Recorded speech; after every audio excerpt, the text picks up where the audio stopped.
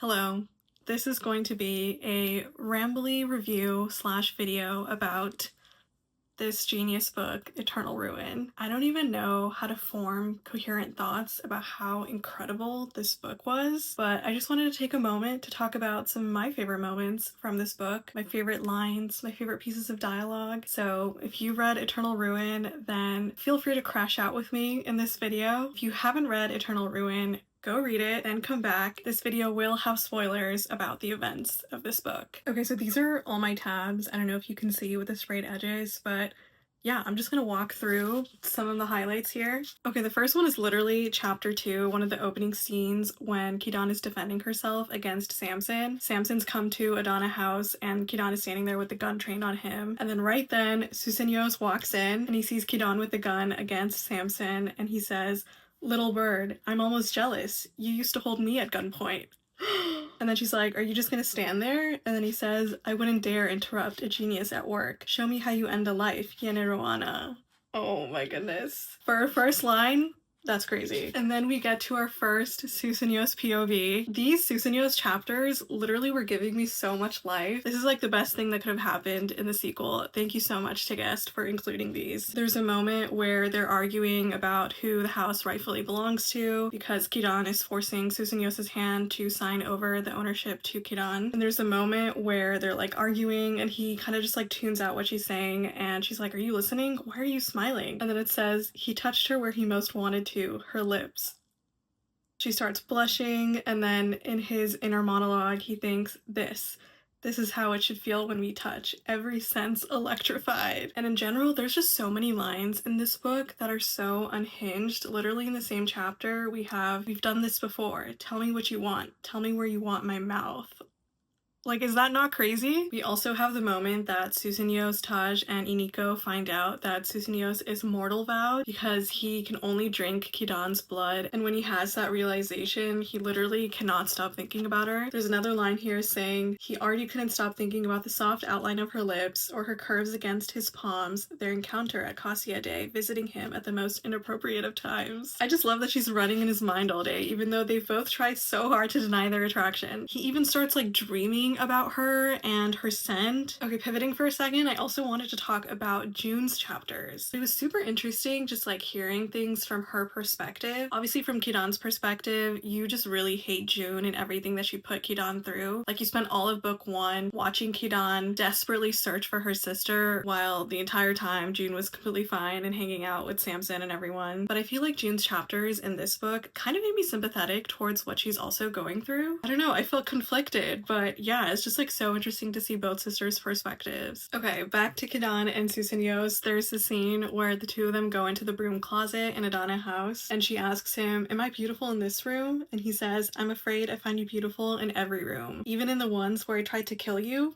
Especially in those. Death had never looked so beautiful until it was delivered by your hands." Like, that is such an insane thing to say to someone who's supposed to be your mortal enemy. And then, of course, the euphoria of the room makes them start saying things to each other. She says, "I think about Cassia Day, what we did." He says, "Your eyes are asking me to do such wretched things." He also says, "This room is so dangerous. I couldn't leave you even if I wanted. I'm sworn to you forever now." He grabs her hand and kisses her palm. We also get a great jealousy scene in the moment where all of the arcane societies are invited to Arcane Tower, and Susenyos sees Kidan talking to this other human boy, and vice versa. Kidan sees Susenyos talking to this other girl, and the guy that Kidan's talking to even calls her out on it. This must be torture, pretending not to care for the only person you want. After they come back from Arcane Tower, Kidan kind of confronts Susenyos and is like, "Hey, do you want to drink my blood?" And she kind of wants to test how much power she has over him, and Susenyos realizes that she has underlying motives and says, "I should leave you before you betray me, but I need you." And then eventually she gives him some of her blood and he says, "You've ruined me, you know that?" Oh, something else that was super interesting that was happening throughout the book was GK being in Kidan's mind. We know that GK is somewhere with an Afrasi, but we don't really know what state he's in, but Kidan can hear his voice giving her advice and like telling her when she's in danger, so she suspects that he's still alive and that she can make him human again. But that was really bittersweet just to like hear him kind of like protecting Kidan during all these moments where she he was in danger, especially after everything that happened in book 1 with him. And that leads me to the next heartbreaking moment that happens in this book, and it's when Samson holds Tay hostage to see if he can get Susenyos to do what he asks. I was listening to the audiobook at this point, and I just remember like standing there in shock, being like, there's no way this is gonna happen. Like, there's no way.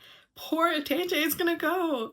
And you can't help but feel so frustrated at Kidan for allying herself with Samson in this moment, but she also just has her own agenda, so it was just like so heartbreaking to watch it all play out. Eventually Samson breaks Atete's neck, and when it happened, I literally just like froze in shock. I couldn't believe what I was listening to. I felt so bad for Susenyos, and just like thinking about all of the moments where Atete was basically a grandmother to both of them, the scene made me so sad. I'm glad Kidan got her act together after this. I hate that Atete had to be the one to make her see that she just has to trust Susenyos and vice versa. And then Susenyos kind of gets his lick back at Kidan and devises this plan without telling her that he's going to use Kidan as bait to defeat Arin and get her to come forward with where the Nefrasi hideout is. And for a moment there, from Kidan's perspective, I really thought he was going to like throw her to the wolves after what she did to Atete. But then we switch to Susenyos' chapter and we see that it was all a ruse and he was just trying to bait Arin. And the beginning of his chapter is just him freaking out because he almost cost Kidan her life. And both of them just like use that moment to apologize to each other, and I feel like that moment is super pivotal in their relationship, and they start like really trusting each other and working with each other moving forward, which finally we love to see it. But I hate that so many people had to suffer before that. There's a moment where he says, when you nearly went over that hole, I thought that was the last time I'd see you alive. Not many things terrify me, but your death does, Hinekidan.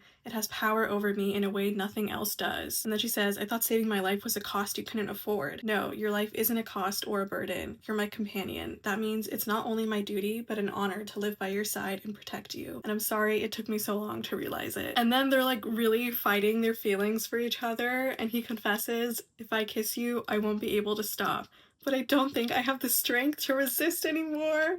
And of course she says, then don't. And then they finally kiss, and it's so good. This whole chapter, chapter 47, is so crazy. I need you, he whispered in a rushed gasp. I fought this for so long, but it's no use. I need you today. And then we find out that if he kisses her, he basically just like loses all control and drains her blood and stops her heart, which is so crazy. So then they're like, no more kissing. We gotta keep our cool around each other. Pivoting again to another aspect of the plot that I was really enjoying, and that's Slen and Kidan's friendship. So in this book, Kidan is kind of upset at Slen for going against the vote that she is trying to get, and it's really upsetting to her that her friendship with Slen is breaking and she only really has Yusuf at this point. A couple chapters later, they're again having a little good old time together, and there's a moment where his arm slides underneath her shirt and like wraps around her, and he says, this is my favorite sound in the world. She stares down at his twist. My heartbeat? You alive. But then, because they can't have a single moment of peace, Kidan's hand starts like turning super black, and the rot is basically enveloping her because the house is now taking Kidan away from Susenyos because the law has changed. So Kidan can no longer go into Adana house, and she comes across Samson again, who again subdues her, and she's like freaking out thinking she's about to die, and she's like begging that Susenyos will come get her, but he doesn't show up, and the person who does show up is Slen. It just made me so happy because I just love their friendship so much. And then eventually Susenyos comes in and he's like, did Samson hurt you? And he's like about to exact revenge on Samson. And then we finally get like all the great moments where they're all working together. Kidan and Slen, Kidan and Susenyos, even June and Kidan are slowly starting to repair their relationship. There's a great moment where Kidan and Susenyos vow to protect each other. Kidan is like, I've always been protecting June and now I have someone protecting me, which I found really sweet. And then once again we get to another heartbreaking and devastating moment, and that's the scene where Yusuf, Kidan, and Slen get caught in the explosion, and Kidan tries to go out to get help, but then the entire thing collapses even further and she doesn't even know if Slen made it out alive. But then she sees Slen off to the side and Slen is like crying because she had to leave Yusuf behind.